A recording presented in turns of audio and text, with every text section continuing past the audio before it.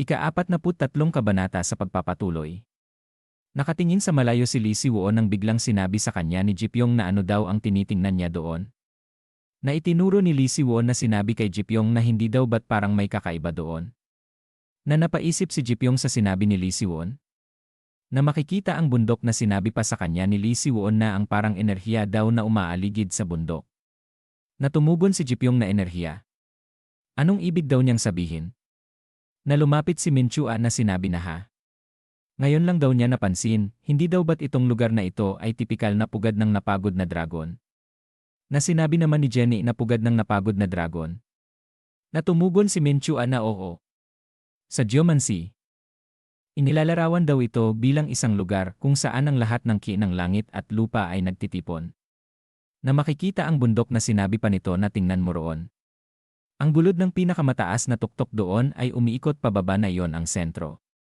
Makikita ang mga kasamahan nito na sinabi pa na pero kakaiba, karaniwan daw ang pugad ng napagod na dragon ay isang ideal na lugar para magsanay ng ki. At dahil daw sa likas nitong kakayahang mag-imbak ng ki. Na sinabi sa kanya ng Platon leader na ano daw ang sinasabi niya. At bakit daw sila gagawa ng bilangguan sa ganoong perpektong lugar. Na sinabi sa kanya ni Min-chua na tama ka. Pero kahit ilang beses daw niya itong tingnan, iyon ay. Nang biglang sabihin sa kanya ng Platon leader na mukhang nagkaroon na daw sila ng oras para mag-usap-usap. Ang ibig sabihin daw nito ay nakapagpahinga na silang lahat. Na sinabi pa sa kanya ni Min-chua na pero ang lugar daw na iyon ay. Na humawak sa kanyang sombrero na sinigaw na sinabi na ngayon, magpatuloy na daw sila at lahat ay sundan daw siya. Na seryosong nakatingin sa ibaba si Lee Si-won. Na makikita na sila ay nakarating na sa may pasukan. Na sinabi ni Seo Gon-woo na ito daw pala ang pasukan ng impermanenteng bilangguan. Na nakangiting sinabi naman ni Kim Jae-ho na, Hoy, hindi daw ba niya naiisip na parang may lihim na pintuan na bubukas para sa atin? Gaya daw sa mga pelikula. Na nagulat ang dalawa nang makita nila ang pasukan. Na makikita na nakapasok na ang Platon leader na napasigaw pa ito na totoo daw pala. Na napasabi si Lee Si-won sa kanyang isip na malinaw na daw ngayon. Na lumalakas na ang konsentrasyon ng ki. Na napalingon si Lee Si-won sa kanyang gilid na sinabi sa kanya na nag-aalala daw ba siya. Na sinabi pa ni Lee Si-won kay Hyuk Suk-cheon na oo. Dahil daw narinig niyang may problema sa loob ng impermanenteng bilangguan. Na lumingon sa kanila si Kim Jae-ho na sinabi sa kanya ni Hyuk Suk-cheon na huwag daw siyang mag-alala tungkol dyan. At kung ayon sa mga sinabi ng chief ng alyansa, walang dapat ikabahala. Na sinabi ni Lee Si-won na ano daw ang sinabi ng chief ng alyansa. Na mabilis sumingit si Kim Jae-ho na sinabi na assistant leader of the Heavenly Way sect.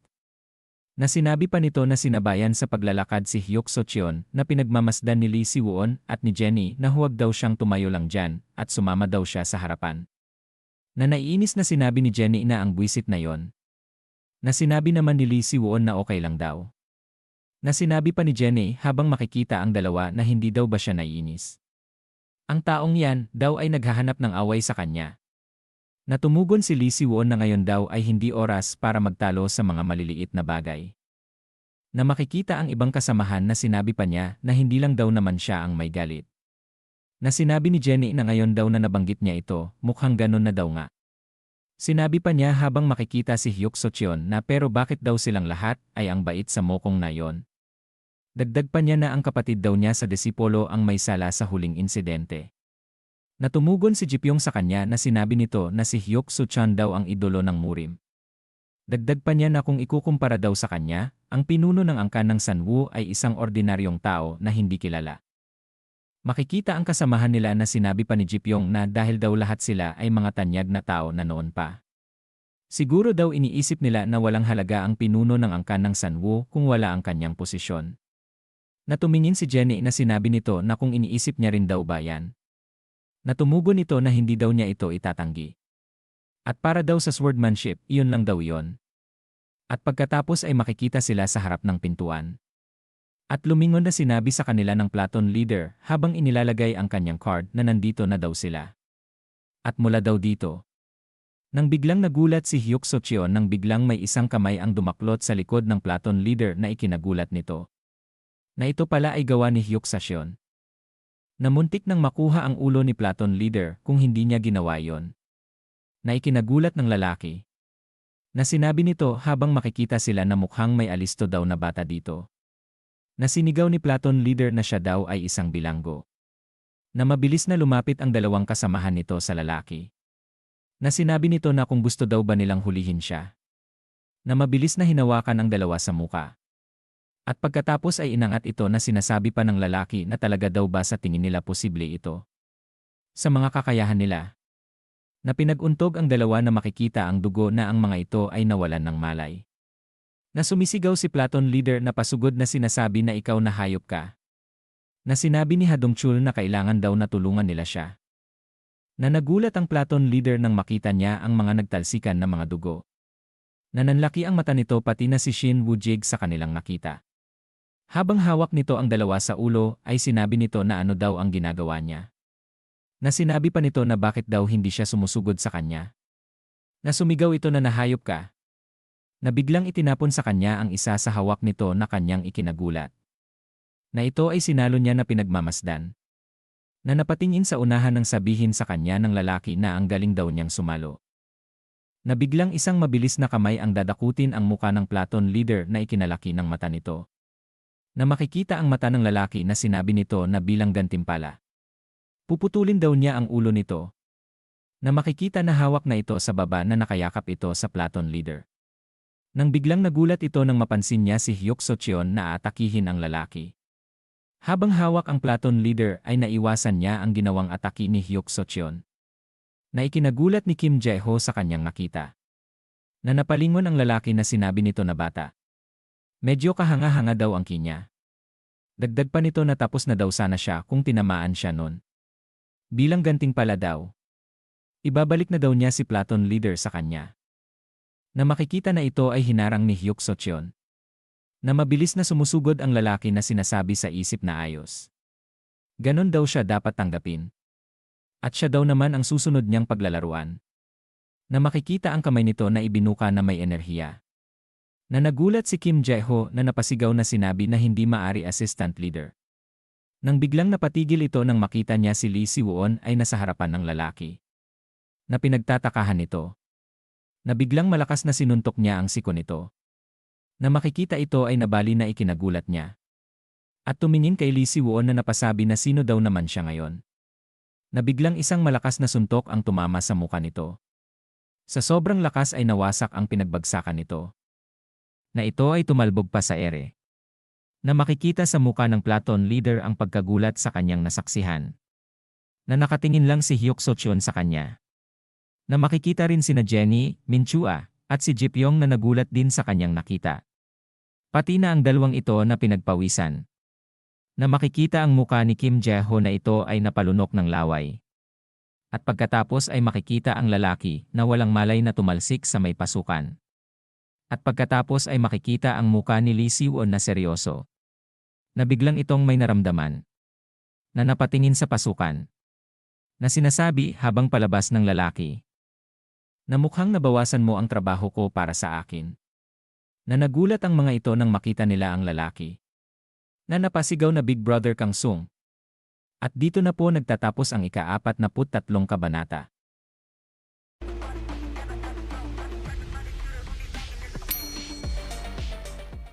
Ika-44 na kabanata sa pagpapatuloy. Napangiwi ng bibig na nakatingin si Shin Woo-jik na sinabi nito na Big Brother Kang Sung. Pati na si Hadongchul na napasabi na siya daw talaga ay nasa impermanent prison. At isinuntok ang kamao sa palad ng Platon Leader na yumukong sinabi nito na pagbati mula sa kanila Big Brother Kang Sung. Na nakatingin lang si Hyuk Socheon sa kanya. At pagkatapos ay yumuko ang lahat na isinuntok ang kamao sa palad na sinabi rin na binabati daw nila si Big Brother Kang Sung. At pagkatapos ay sinabi nito sa kanila na siguro naghirap daw sila sa pagpunta rito. At narinig daw niya ang balita ng kanilang pagdalaw mula sa liham ng pinuno ng alyansa. Na makikita ang muka ni Jipyong na nagulat sa kanyang narinig. At tinanong na sinabi niya na ganun daw pala. Sa simula pa lang hindi daw pala siya nakulong dito tulad ng pagkakarinig nila. Natumugon sa kanya si Kang Sung na hindi daw ito sa ganun. Sinabi pa niya na medyo mahaba daw ang kwento pero sa ngayon. Nang biglang napatigil sa pagsasalita siya nang may marinig ito mula sa looban. Na makikita si Jenny, Minchua, at si Lee Junyaong na nagtataka sa kanilang narinig. Na napalingon sa gilid si Kang Sung na sinabi na buwisit, sila daw ay huli na. Na napasabi naman si Lee Si-won na ano daw iyong tunog na yon? Na napalingon siya nang sabihin ng platoon leader na tunog daw iyon ng huling pormasyon ng impermanent prison na nag-activate. Sinabi pa niya habang humawak sa sombrero na ang sistema daw ng seguridad ng impermanent prison ay kinikilala ang sitwasyon at otomatikong nag-activate. Sinabi pa nito habang makikita ang mga ito na nag-aaktiba. Dahil daw nagawang makalusot ng tumatakas sa huling pasukan dito. Ang sistema daw ng impermanent prison ay nag-activate ng isang pormasyon sa paligid ng pasukan at ng mga nakapaligid na bundok. Na napasabi si Kim Eun-ji sa platoon leader na hindi pa daw ba nahuli ang mga tumatakas. At bakit daw? Natumugon ito sa kanya na sinabi na yung isang gagong iyon. Isa lang daw ito sa mga nakakulong na kasama sa mga tumakas. Sa tingin daw ba niya na siya, na nagtatrabaho sa impermanent prison, ay nagbigay ng babala sa kanila ng walang dahilan dahil lang sa isang gago. Na sinabing muli ni Kim Eun-ji sa platoon leader na ngayon ilan daw sila. Natumugon ito na hindi daw niya alam ang eksakto. Kaya nga daw sinabi niya ito na napakadelikado. Makikita si Kang Sung sa harapan ng isang tagabantay na duguan na sinasabi nito na kung nagkakamalay na daw ba siya. Natumugon lang ito ng ungol. At pagkatapos ay ito ay inalalayan niya na sinasabi pa na buti na lang daw na wala na siya sa kamatayan. Na nakatingin lang si Hyuk So-cheon sa kanya. Sinabi pa niya habang makikita si platoon leader na pumasok daw muna silang lahat. At dahil na-activate na ang huling pormasyon at malapit na daw itong magsara sa lugar na ito. Natumugon ito na okay na iintindihan daw niya. Na sumigaw ang platoon leader habang makikita ang pasukan na ngayon, narinig daw naman siguro nila siya. Ang lahat daw ay pumasok na. At pakiusap tulungan din daw ang mga sugatan. Na sinabi ni Kang Sung habang nakatingin si Lee Si-won na ngayon ay pumasok na daw sila. Na napalingon si Lee Si-won nang sinabi sa kanya ni Hyuk So-cheon na salamat daw sa tulong. Sinabi pa nito na malaki daw ang in-improve ng mga kakayahan niya mula noon. Na nakatingin lang sa kanya si Lee Si-won. At pagkatapos ay seryoso nitong sinabi na wala lang daw yon. At hindi daw niya sana pinakita ang sarili niya kung alam niyang kulang pa ang kakayahan niya. Na napatingala na sinabi ni Hyuk So-cheon na yan nga, pero mukhang mas iba daw ang nangyayari kaysa sa inaasahan niya. Na seryosong sinabi ni Lee Si-won na sa tingin niya rin daw. Parang hinihintay lang daw sila ng sitwasyon bago magsimula. Makikita na tumunog na ang alarm na sinasabi na na-activate na daw ang huling pormasyon. At ang mga bilanggo daw ay hindi dapat umalis sa kanilang pwesto para sa kaligtasan.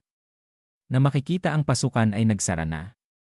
At pagkatapos ay makikita sila na naglalakad na papasok. Sila ay kanya-kanyang tumingin mula sa ibaba habang patuloy sa paglalakad sila Kang Sung. Na sinabi uli ng alarm na inuulit daw niya na activate na daw ang huling pormasyon.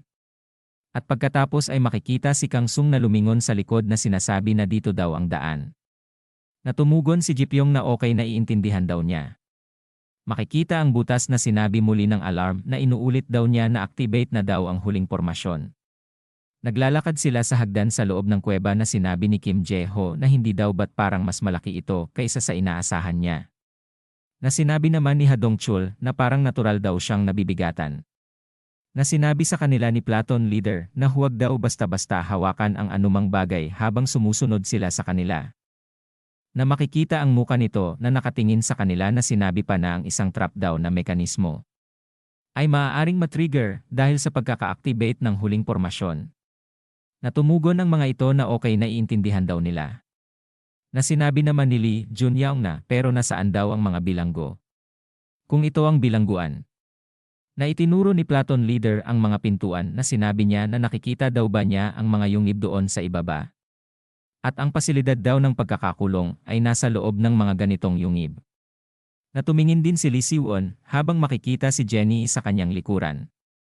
Na sinabi pa ng platoon leader na ang mga pasilidad daw ng impermanent prison ay karamihang matatagpuan sa loob ng mga yungib. At ang mga hagdan daw na ito ay simpleng tulay na nag-ugnay sa kanila. Na sinabi ni Jenny na napunta daw sila sa ganitong sitwasyon dahil sa gulo na ginawa nila, pero mukhang iniisip daw nila na ito ay isang field trip. Na makikita si Lee Si-won na nakatingin sa ibaba ng tahimik. Nang biglang napatingin siya sa kanyang unahan. Nang sinabi ng isang tao na Big Brother Kang Sung. Na sinabi pa nito na andito lang daw pala siya, hinahanap daw niya siya. Na makikita ang muka ni Kang Sung na sinabi nito. Na ano daw ang problema? Na sinabi nito habang makikita si Jipyong na emergency daw ito. At ang isa daw sa mga tumatakas ay binuksan ang ika-14 na block ng imprisonment ng Sector A. At itinuro pa nito na sinasabi na kailangan daw nilang magmadali. At kung hindi sila kumilos agad, maaaring lumabas daw sa kontrol ang mga ito sa lalong madaling panahon. Na sinabi ni Shin Woo-jik na ano daw ang sinasabi niya. Natumingin si Kim Jae-ho na sinabi nito na hindi daw niya alam, pero hindi daw ba't ibig sabihin nito ay mapapahamak din sila. Na sinabi sa tao ni Kang Sung na ikinagulat nito na okay sige. Naiintindihan daw niya. Pero may gusto daw siyang itanong sa kanya bago yon. Sino daw siya? Makikita ang muka ni Kang Sung na sinabi pa niya na kahit ilang beses daw niyang tingnan. Ito daw ang unang pagkakataon niyang makita ang mukha nito. Na napanganga sa kanyang narinig ang tao. At pagkatapos ay mabilis itong napangiti na sinasabi na sa tingin daw niya ay hindi gagana ang ambush. Nasinigaw pa niyang sinabi mula sa daanan na hoy.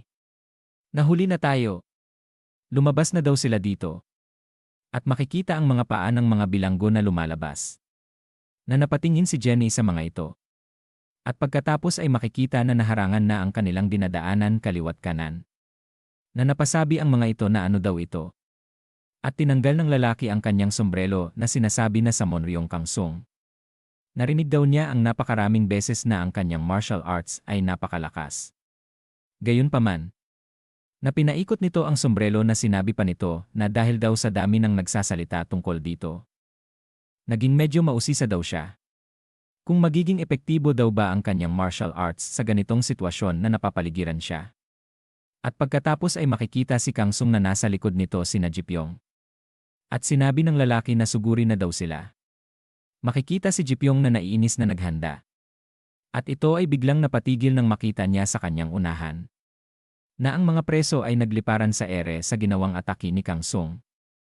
Na makikita ang lalaking kalbo na nagpanggap kanina na tagabantay ay napanganga na nagulat. Pati na ang mga bata sa kanilang nakita. Na sinabi pa ni Kang Sung na salamat daw. Salamat daw sa kanyang pagkamausisa at nakakalap niya silang lahat sa isang lugar ng ganito kadali. Na makikita ang mga preso ay nagtalsikan pabalik kay Kalbo. Na tumingin ng seryoso si Kang Sung na sinabi pa niya na gagawin daw niya ang kanyang makakaya upang masatisfy ang kanyang pagkamausisa.